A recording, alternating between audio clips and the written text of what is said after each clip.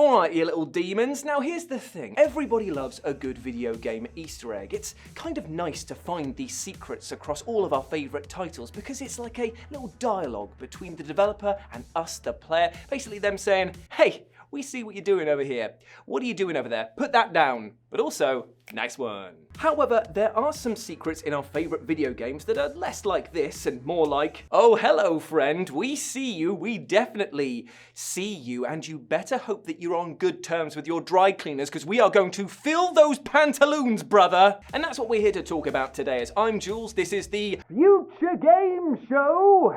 Getting aquatic today, and these are 9 horrific video game secrets you wish you never found. Number 9, nightmare-fueled game over music. TimeSplitters 2. So I think it's safe to say that TimeSplitters 2 is one of the greatest first-person shooters ever made. A ludicrously entertaining title that doesn't ever pretend to take itself seriously, even in the slightest, and it proves all the better for it. But a major dose of unexpected creepy abounds if you fail a mission during the game's story mode, and then choose to leave the game over screen on for around 2 minutes. Because the droning game over music will suddenly be accompanied by a deep, slow, monstrous voice making utterly incomprehensible yet completely terrifying vocalizations.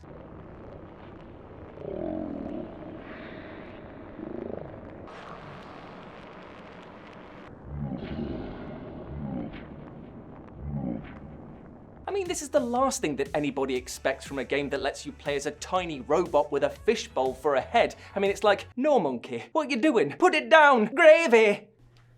Gravy.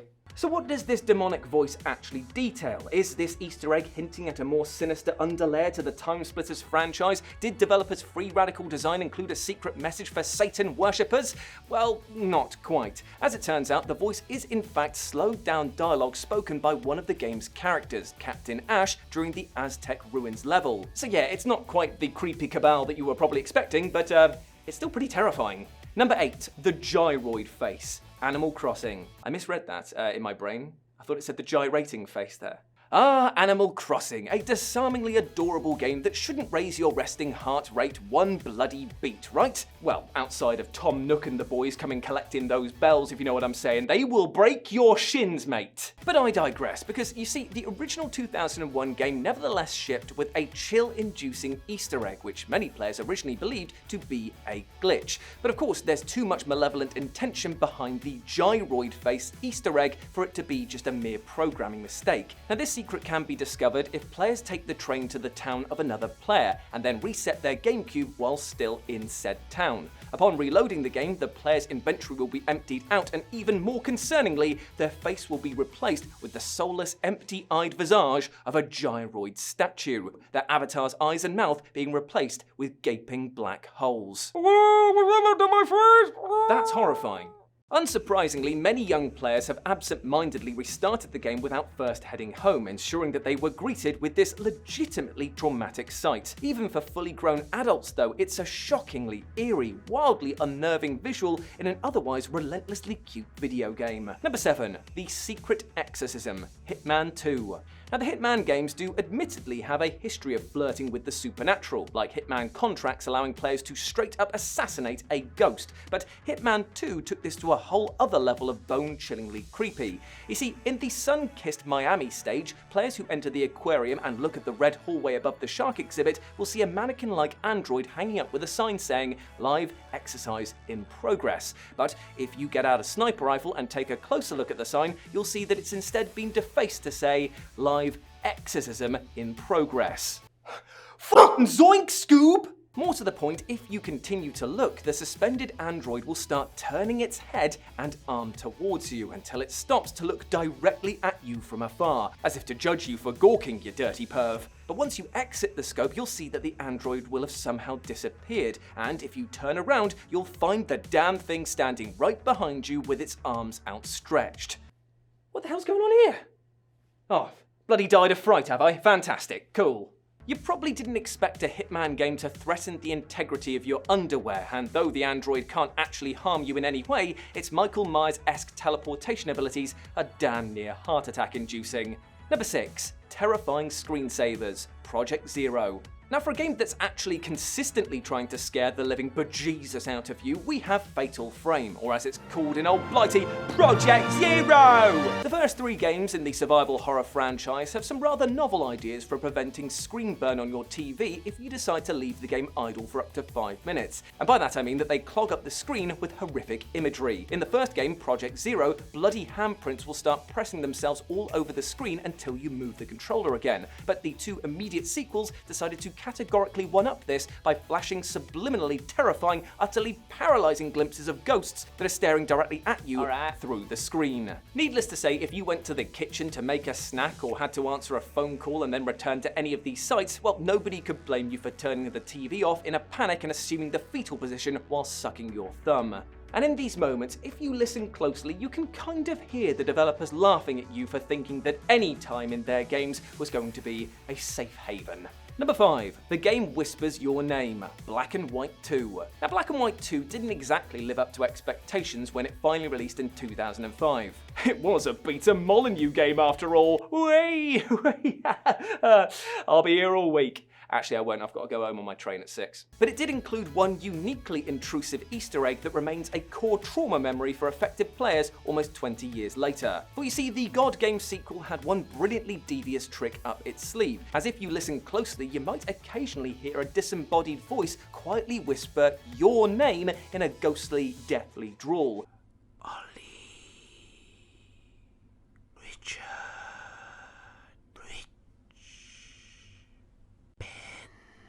Basically, the game contains audio recordings for around 100 common names, and if the name you enter for your profile at the start of the title is among them, it will whisper that name back at you periodically. It's hardly an ultra-sophisticated trick, yet the sheer unexpected nature of it, of weaponizing your own name against you for an instantly pant-filling scare, makes it one of the most brilliantly terrifying game secrets ever. In fact, we've actually included the same technology in some of our videos. Here, have a listen. Bald, fat idiot. That hurt my feelings. If you were ever unlucky enough to experience this phenomenon whilst playing the game late at night with a decent pair of headphones on, well, you will know how sleep-obliteratingly effective it was.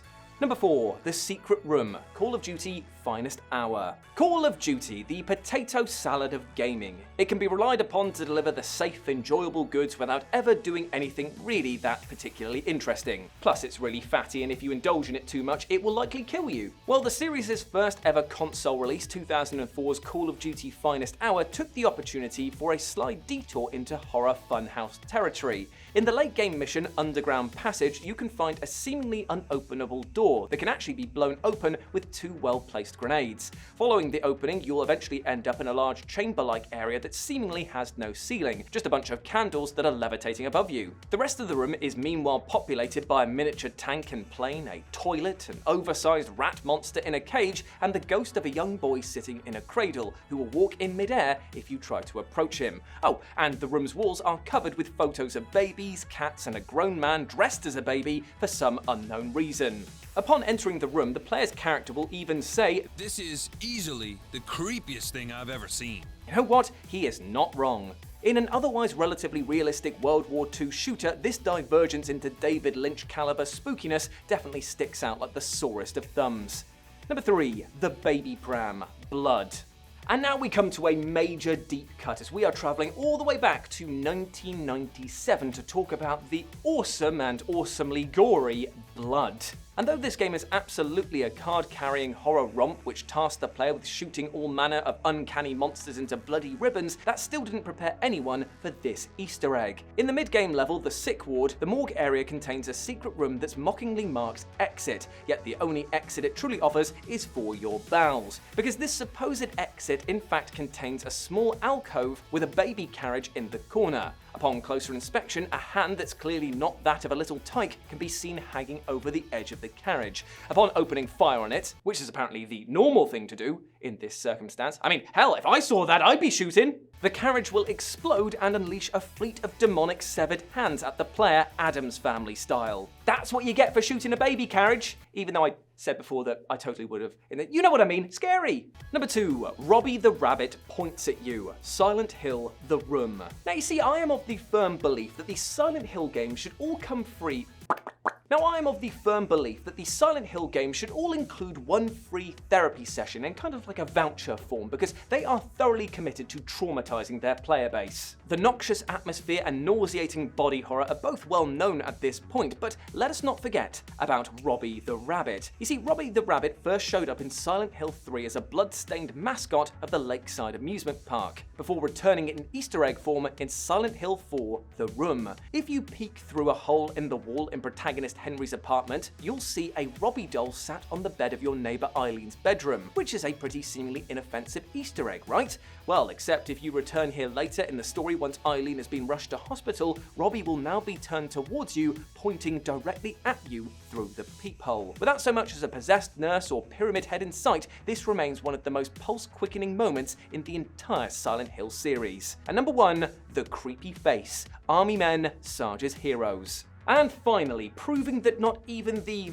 what is the word I'm looking for? Venerable! And finally, proving that not even the venerable Army Men franchise... Army Men?